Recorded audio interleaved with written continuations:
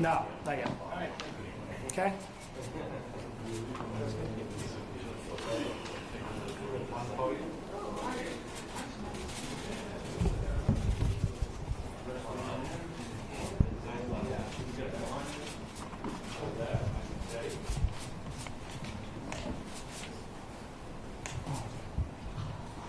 One minute.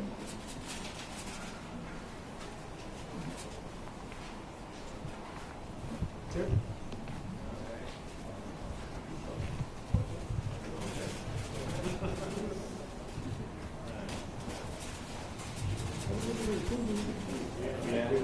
Come on.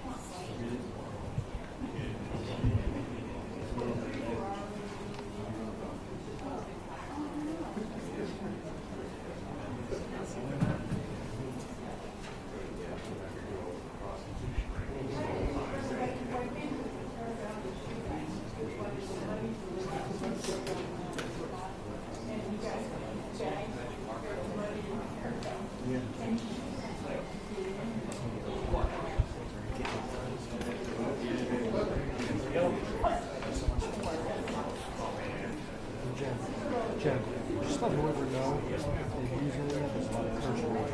Yeah, that's right there. I'm here.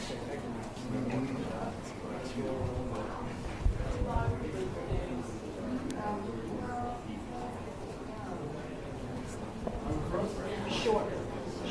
You wanted you to know that there are persons in the coast. Yes. Yeah. Bye.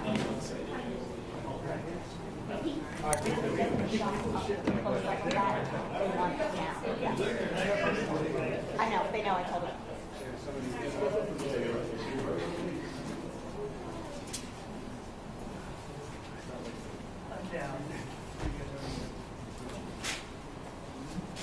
Down here.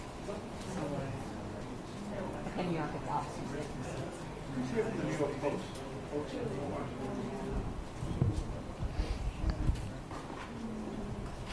Hey, Jim.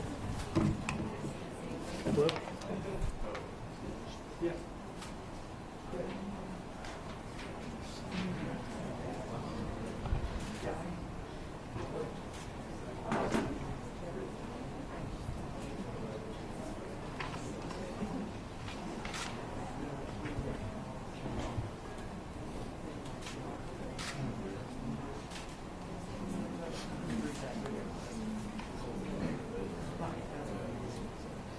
What old boy? You're still working.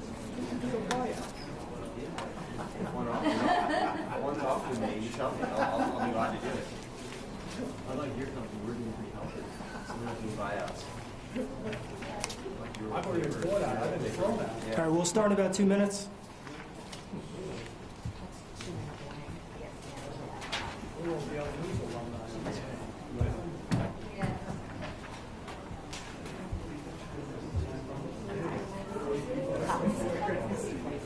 JP, you can walk down now to the podium.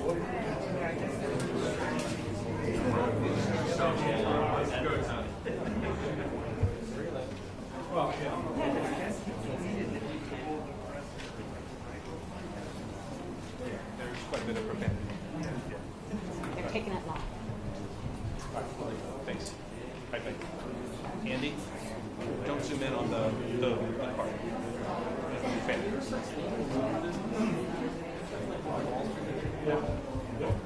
Yes, and we're getting a new word, I guess.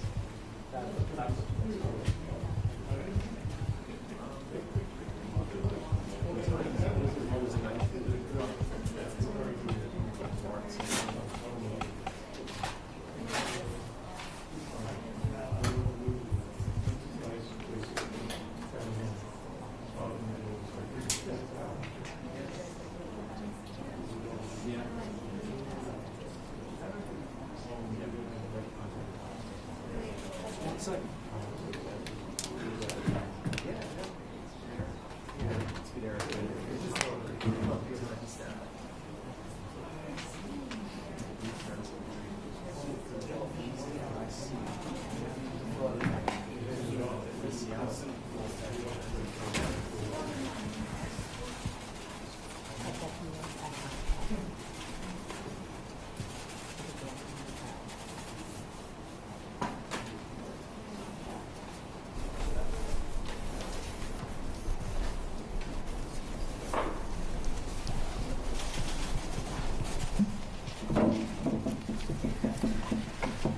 Good afternoon. I'm Jeff Berman, the United States Attorney for the Southern District of New York. Today, we announce criminal extortion charges against Michael Avenatti. The charges are based on Avenatti's scheme to extract more than $20 million in payments from a public company by threatening to use his ability to garner publicity to inflict financial and reputational harm on the company. Avenatti's conduct had nothing to do with zealous advocacy for a client or any other kind of legitimate legal work. Instead, Avenatti used illegal and extortionate threats for the purpose of obtaining millions of dollars in payments for himself. Avenatti repeatedly pressured the company to agree to pay or risk having Avenatti hold a press conference that he claimed would dramatically drive down the stock price of the company and its market value. As Avenatti threatened in one recorded meeting, if the company did not meet his demands, the company might die, but if not, it was, quote, going to be inflicted with cut after cut after cut after cut.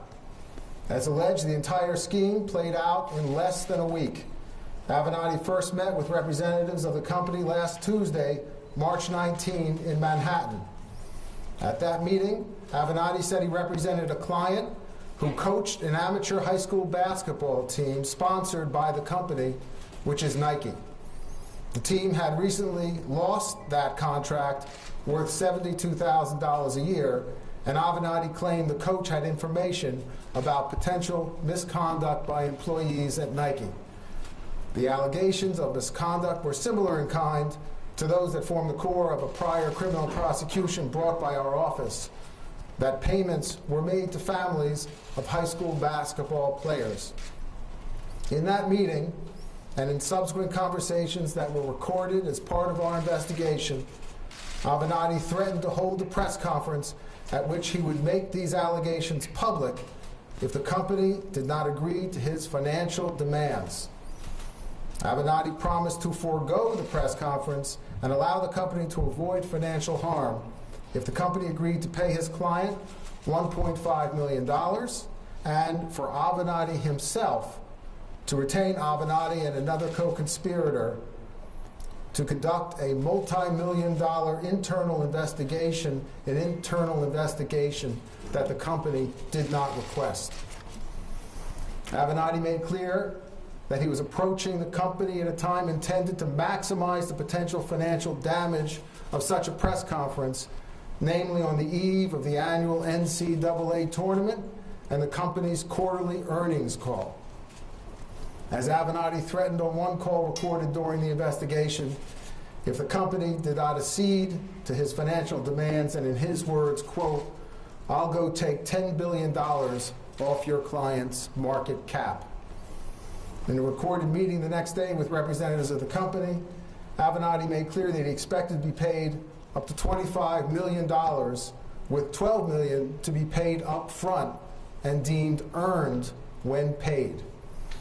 And when asked by a lawyer for the company why the company would agree to such an arrangement, Avenatti responded in substance that he had the company in a very vulnerable position where he could wipe out $5 to $6 billion of its market capital. When the company's lawyers resisted paying Avenatti to conduct an internal investigation, Avenatti told the company it could skip paying for an internal investigation if instead it simply paid him $22.5 million. Then Avenatti said he would, quote, "ride off into the sunset." Pressure and a sense of urgency were used in delivering these threats. As you can see from the timeline, this all happened in a period of 3 days.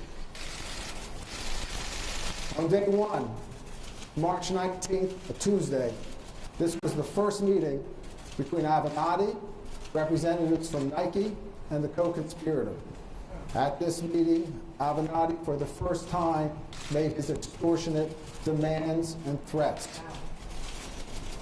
Following that meeting, representatives from Nike called prosecutors at my office and informed our office of the extortionate demands and threats made by Avenatti. Going forward, all interactions between Nike representatives and Avenatti were recorded and overseen by the FBI and my office. On day two, Wednesday, March 20th, there was a recorded phone call with Avenatti, the co-conspirator, and representatives from Nike, where Avenatti again made his threats and demands. And on day three, there was a meeting which was recorded on Thursday, March 21st, last Thursday, in which Avenatti repeated his demands and threats. And as you can see, he graphically described his hold on the company. At the end of this meeting, on Thursday, they agreed that there would be one final meeting the coming Monday, which is today. And at that meeting, Nike would either accede to Avenatti's demands or suffer the consequences. After that meeting, about 2 hours after that meeting, Avenatti decided to turn up the heat on Nike. He issued a tweet, and it said, "Something tells me that we have not reached the end of this scandal." And by scandal, he's talking about the college basketball corruption prosecutions brought by the Southern District of New York. The scandal is likely far, far broader than imagined. So while this tweet went out to the public, it was intended and designed for an audience of one. This was Michael Avenatti's shot across Nike's bow.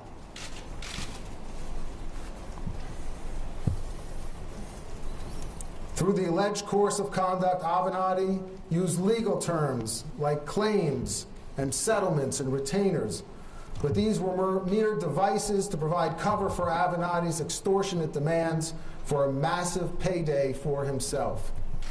By engaging in the conduct alleged in the complaint, Avenatti was not acting as an attorney. A suit and tie doesn't mask the fact that, at its core, this was an old-fashioned shakedown. The charges announced today reflect the hard work not only of this office, but our law enforcement partners at the Federal Bureau of Investigation. To my left is my good friend, Bill Sweeney, the Assistant Director in charge of the FBI's New York Field Office. I want to thank him and his team for their professionalism in seeing this investigation through. I want to acknowledge and thank the career prosecutors and agents of my office for their role in the investigation and prosecution of this case. To my right is Matt Podolsky, Robert Boone, Rob Sobelman, and their supervisor in the Public Corruption Unit, Edward Discamp. The talent and professionalism of these dedicated public servants is really extraordinary. Our legal system, our system of justice, requires and relies on attorneys, members of the bar, to not simply follow the law, but uphold its finest principles and ideals. But when lawyers use their law licenses as weapons, as a guise to extort payments for themselves, they are no longer acting as attorneys, they are acting as criminals, and they will be held responsible for their conduct. I'd now like to invite Bill Sweeney to the podium. Thanks, Jeff. Earlier this afternoon, Michael Avenatti was arrested in Manhattan for the charges just outlined by the U.S. Attorney. This is nothing more than a straightforward case of extortion, and as a result, Mr. Avenatti was placed into custody and brought to the FBI offices at 26 Federal Plaza for arrest processing. In the event that anybody needs to be reminded, this type of behavior is illegal and it will not be tolerated, especially when committed by a lawyer who is supposed to use his license to practice law, not to willfully violate it.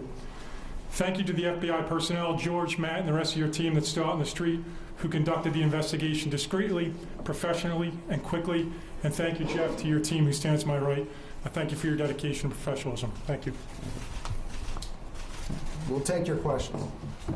Yes. What is your understanding of the difference between legal extortion and legal settlement negotiations? Extortion is when you threaten to do something for a thing of value and you don't have a right, a plausible right to that thing of value. So here, Avenatti was not extorting in terms of seeking money for a client. He was seeking money for himself. Jeff, have you had an opportunity to assess whatever Michael Avenatti was bringing to Nike and his allegations as to whether or not that's true, particularly in light of your office's prosecution of the basketball scandal? Our investigation is continuing. Are there any plans to charge or further investigate CC1 as named the other lawyer? Our investigation is continuing. Can you tell us when and where Avenatti was arrested? Because he said he was going to have a presser tomorrow. London. Avenatti was arrested at the location where the Monday meeting was supposed to occur, And when, what, do you know when? Sorry. a few hours ago. Yes, Did his tweet this morning hasten his arrest in any way? no comment. Is there anything you can say about the allegations of misconduct against Nike employees, whether you believe those are founded in any way? Our investigation is continuing. Can you say anything about the case in California and how that plays into these charges? The cases are entirely separate. Those are financial related cases. This is an extortion case that began less than a week ago. Was it coincidental that both were filed today, or were... The arrest was coordinated between the two offices, but the investigations and charges are entirely separate. Will he be extradited to California after that? I expect that he will be presented before a California court. How soon do you expect that to happen? It's not clear. Did Avenatti's client, the basketball professional, cooperate with the FBI? No comment. Can you say anything about whether or not he was cooperative once he was arrested, or what his demeanor was? No comment. Given Michael Avenatti's role in the Michael Cohen case, obviously unrelated, but given his fame and just how profile he is at this point, what would you say to anyone who might say or might raise questions that there might be some kind of motivation, political motivation, or anything like that? This office doesn't take politics into account when it decides to charge a case, and as you can see from the timeline, as I just went over, we received a call 6 days ago by the victim saying that there was extortionist threats made against them, and that's how we became involved in this case. Thank you.